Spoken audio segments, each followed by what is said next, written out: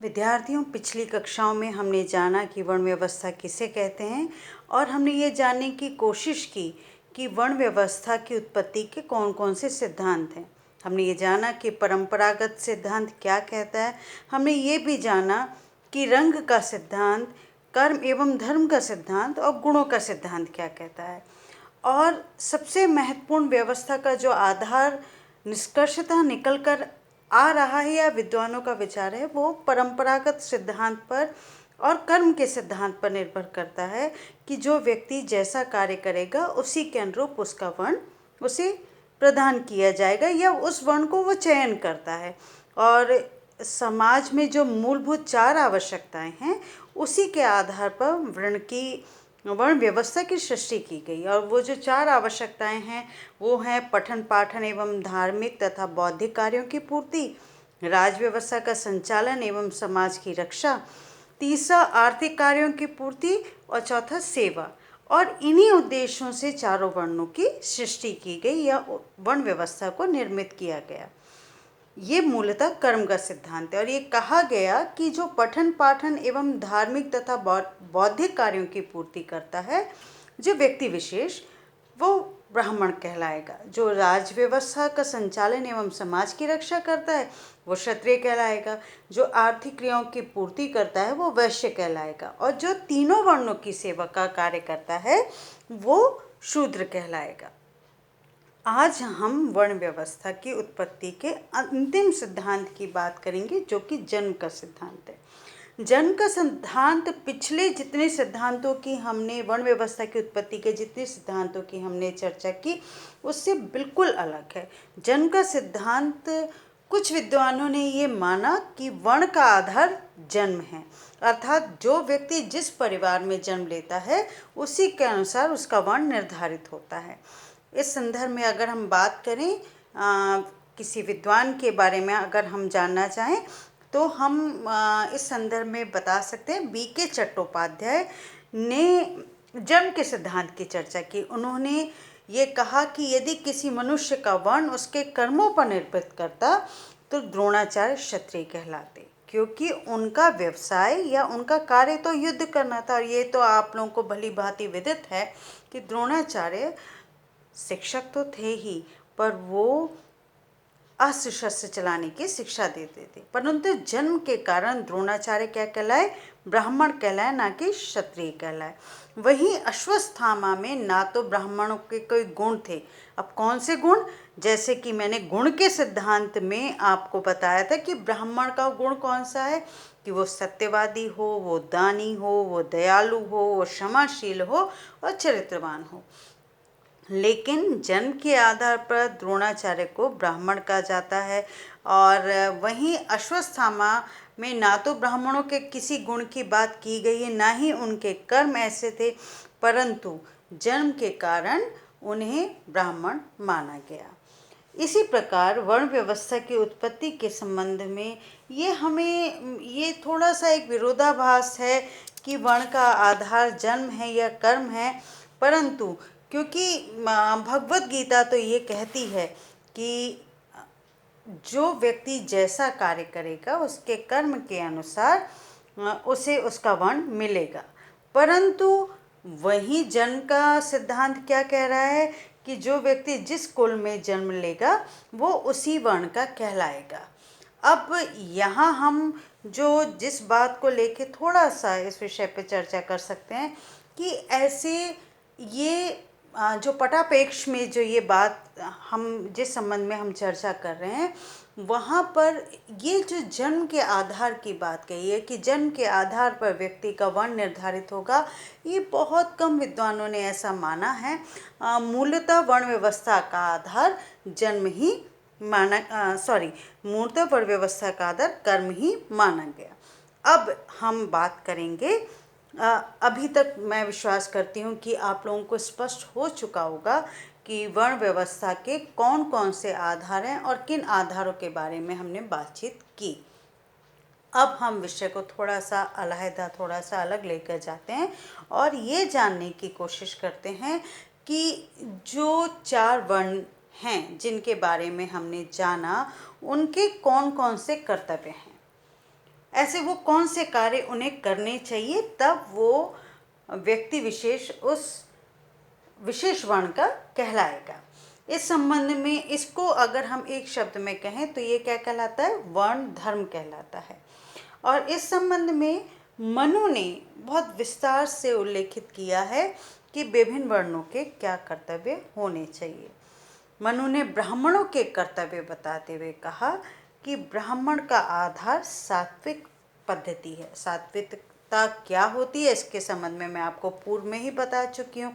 उनका स्वभाव निश्चल होता है, उनका इंद्रियों पे संयम होता है। और मनु कहते हैं कि ब्राह्मणों को चाहिए कि वो सदा वेद का अभ्यास करते रहें और ज्ञान का अर्जन करते रहें, यही उनका तप है। वो ये भी कहते हैं कि ब्राह्मण का कार्य अध्ययन करना, यज्ञ करना, दान लेना और देना दोनों है। दान लेने में उनका प्रयास यही होना चाहिए कि वो दान ना लें, क्योंकि दान लेने से उनका ब्रह्म तेज हो जाता है। तो अभी आपने इस बात को समझा कि ब्राह्मण कौन है जो इंद्रियों का दमन कर सके। अब इंद्रियों का दमन से क्या तात्पर्य है, आप सभी जानते हैं हमारी ज्ञानेंद्रियां हैं। तो इंद्रियों का दमन से तात्पर्य मूलतः जिस आधार, जिस दृष्टिकोण से हम लेते हैं कि वो सुखों से दूर एक तपस्वी की भांति जीवन को जिए और धर्म के लिए वो कष्ट सहे, ज्ञान का वो संचय करे और अपने ज्ञान को सभी ओर बांटे और समाज को और देश को अज्ञान से बहुत दूर लेके जाए। अब हम बात करते हैं क्षत्रिय धर्म की, कि क्षत्रियों का कौन सा और किस प्रकार उनको अपने कर्तव्यों का निर्वहन करना चाहिए। ऐसे कौन से गुण विशेष उन्हें अपने व्यवहार में सम्मिलित करने चाहिए जिससे वो क्षत्रिय धर्म की रक्षा कर सकें, क्षत्रिय वर्ण की रक्षा कर सकें। तो इस संदर्भ में मनुस्मृति में क्षत्रिय वर्ण के बारे में कहा गया है कि क्षत्रियों का धर्म प्रजा की रक्षा करना है। उनका धर्म ये भी है कि वो दान दें और विषय भोग से दूर रहें। यहाँ तक मनु ने कहा है कि उन्हें अध्ययन और अपनी शक्ति का शेष कार्यों के लिए उपयोग करना चाहिए। आप मेरी बात को आप समझे होंगे कि मनु जो मूलतः जिस बात पे बल देते हैं वो ये कहते हैं कि क्षत्रियों का कार्य क्या है, प्रजा की रक्षा करना। गीता में भी क्षत्रियों के 7 धर्मों का उल्लेख किया गया है। वो धर्म कौन कौन से हैं, ध्यान से सुनेगा। शूरवीरता, पहला शूरवीरता, दूसरा तेज, तीसरा धैर्य, चौथा चातुर्य अर्थात चतुरता, फिर युद्ध में ना भागना। इसका तात्पर्य क्या हुआ, युद्ध से पीठ ना दिखाना, वीरता पूर्वक युद्ध में सम्मिलित होना। फिर उसके बाद दान देना और आखिर में निस्वार्थ भाव से प्रजा का पालन करना, यही क्षत्रियों के धर्म है। अब आप समझ चुके होंगे कि जिस बात की चर्चा मैं वर्ण व्यवस्था के आरंभ से कर रही हूँ कि वर्ण व्यवस्था कर्तव्यनिष्ठ या कर्तव्य पर आधारित एक व्यवस्था है, वो जो मनुस्मृति में उल्लेखित है कि किस वर्ण को कौन से कर्तव्य करने चाहिए, यहाँ ये चीज़ आपको और स्पष्ट तौर पर इंगित हो रही होगी। अब हम बात करते हैं वैश्यों के धर्म की। तो मनु ने मनुस्मृति में वैश्यों के 7 धर्मों का उल्लेख किया है। कौन कौन से धर्म है, पहला पशुओं की रक्षा करना, दूसरा दान देना। तो आप ये समझ रहे हैं ना कि दान देना ब्राह्मणों के लिए भी कर्तव्य सुनिश्चित किया गया, क्षत्रियों के लिए भी और वैश्यों के लिए भी। क्यों, क्योंकि दान देना भारतीय सामाजिक संस्कृति की मूल विशेषता है। ये इस भावना पर आधारित है कि दान उस व्यक्ति को देना चाहिए जिसे आवश्यकता हो, और हर समाज में, हर देश में कुछ लोग ऐसे निर्बल होते हैं जिन्हें सबल से सहायता की आवश्यकता होती है, और हर सबल का ये कर्तव्य है कि वो अपनी क्षमता के अनुसार लोगों की सहायता करे। तो हमने वैश्य का पहला धर्म क्या जाना, पशुओं की रक्षा करना, दूसरा दान देना, तीसरा यज्ञ करना, चौथा अध्ययन करना, पांचवा व्यापार करना, फिर छठवां ब्याज पर धन देना तथा कृषि करना, ये मूलतः 7 धर्म है। अब फिर मैं अपनी बात को दोहराती हूँ कि ब्राह्मण का यूँ तो मूल कर्तव्य अध्ययन अध्यापन करना है, परंतु वहीं क्षत्रियों के लिए भी अध्ययन करना महत्वपूर्ण माना गया है। और वहाँ जब हम वैश्यों की बात करते हैं तो वैश्यों के लिए भी अध्ययन करना महत्वपूर्ण माना गया है। अब हम बात करते हैं शूद्रों की। तो मनु ने मनुस्मृति में लिखा है, शूद्र चतुर्थ श्रेणी का वर्ण है और उसका कर्तव्य यह है कि वो अपने से उच्च तीनों वर्णों की बिना किसी ईर्ष्या भाव के सेवा करे।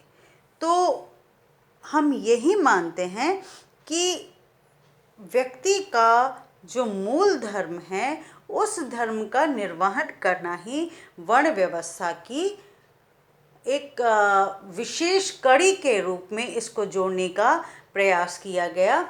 और अगर पूरे वर्ण व्यवस्था का अगर हम सार ढूंढने की कोशिश करें तो ये माना गया कि एक व्यक्ति समस्त कार्यों में निपुण हो, ये लगभग असंभव जैसा है।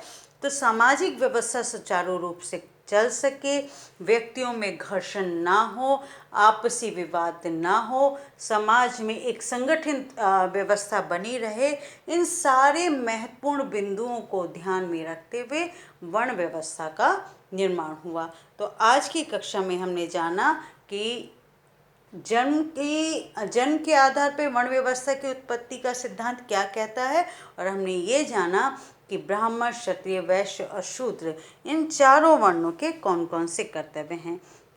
अगली कक्षा में वर्ण व्यवस्था की सामाजिक दृष्टि से क्या महत्व है, इसके बारे में हम जानने का प्रयास करेंगे। धन्यवाद।